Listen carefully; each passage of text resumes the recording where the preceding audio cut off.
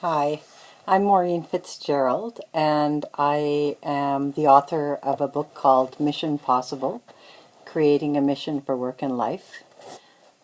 This is what it looks like. And today I'm going to talk about how to create your own mission statement. Now, this is the most common question I've been asked about my book. People don't want to read the whole book, they just want to know how to craft a mission statement. And so I'm happy to share it with you today. One of the things I want to point out is that a mission statement is the third step in really creating a powerful mission statement. The first step being create a vision about where you'd like to ultimately end up. That's your vision statement. To work really hard on trying to figure out what it is that makes you really unique. And I'll be including that in another short video, finding your uniqueness. So this third step, creating a mission statement, is in that context. In any event, a mission statement is extraordinarily powerful because unlike a vision, it actually helps you focus on what it is you're trying to accomplish and who specifically you're trying to help. In writing this book, I read every single book I could get my hands on creating a mission statement. And as a lawyer, I had created many mission statements for organizations.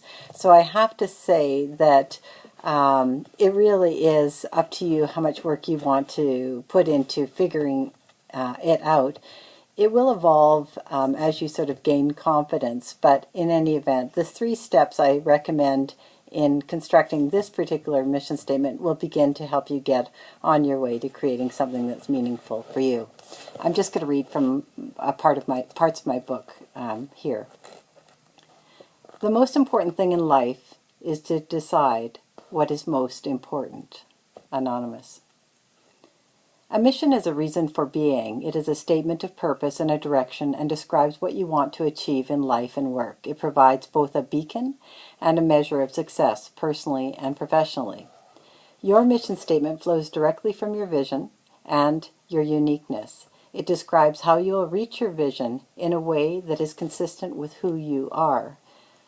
It reflects the uniqueness of you and your work.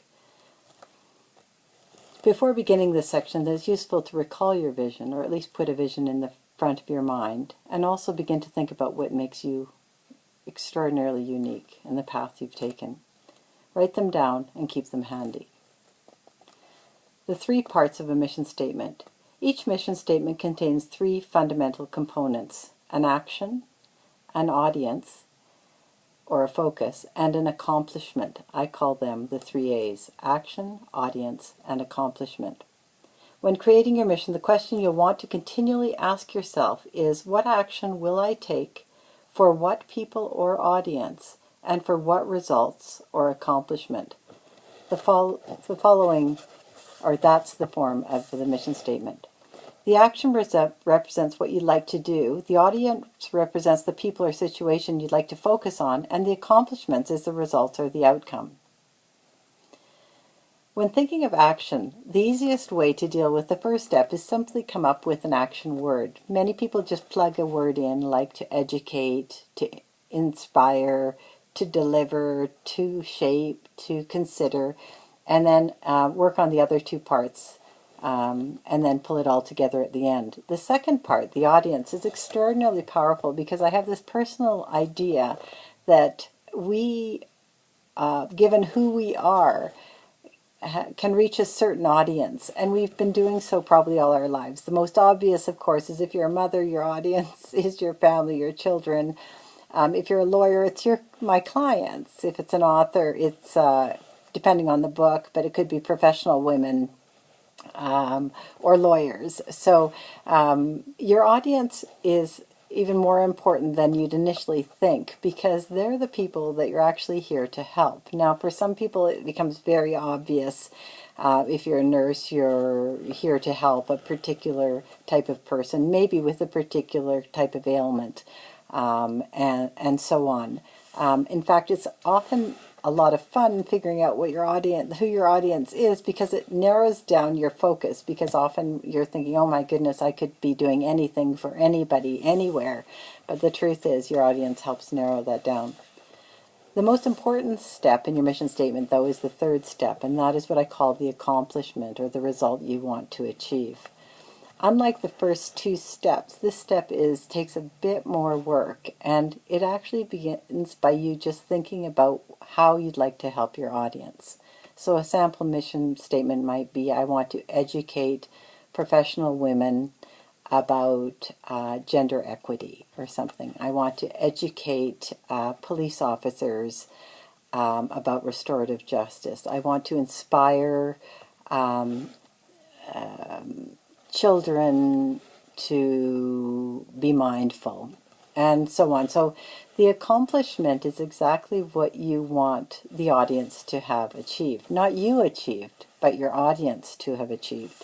So what it comes down to, though, in figuring out what it is you want them to achieve, is really looking at yourself and figuring out what it is you really care about. Like, what do you really want to help these people with? Like, one of the things I say is go to a library, and which section of the library do you go to most often? You know, is it the parenting section, or is it the arts section, or is it the movie making section? And then it becomes very clear what you are deeply passionate about, and then you can think about the people that you're helping in that regard.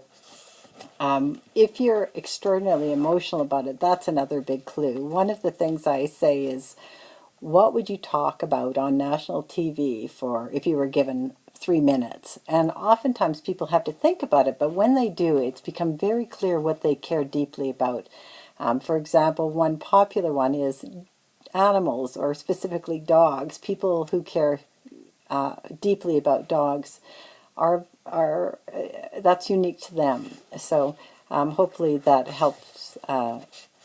And the other last thing I'd like to say is your occupational interests. Obviously, if you've been a carpenter your whole life, an engineer your whole life, a doctor, an accountant, those things, perhaps you've taken the wrong career, but those things are usually a sign of what you care about or you're deeply interested in.